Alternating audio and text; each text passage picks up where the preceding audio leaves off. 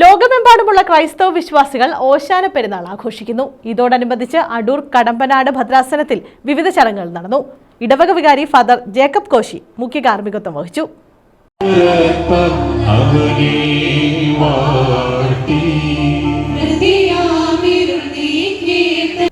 ലോകമെമ്പാടുമുള്ള ക്രൈസ്തവ വിശ്വാസികൾ ഇന്ന് ഓശാന പെരുന്നാൾ ആഘോഷിക്കുന്നു.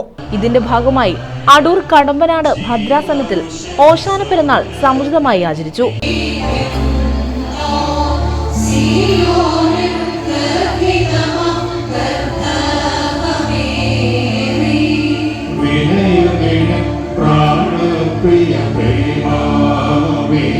ഇടവക വികാരി ഫാദർ ജേക്കബ് കോശി, സഹവികാരിമാരായ father Nivargis George, father John George തുടങ്ങിയവർ കാർമ്മികത്വം വഹിച്ചു. Trustee A Punnoose, secretary KM Raju തുടങ്ങിയവർ ചടങ്ങിന് നേതൃത്വം നൽകി.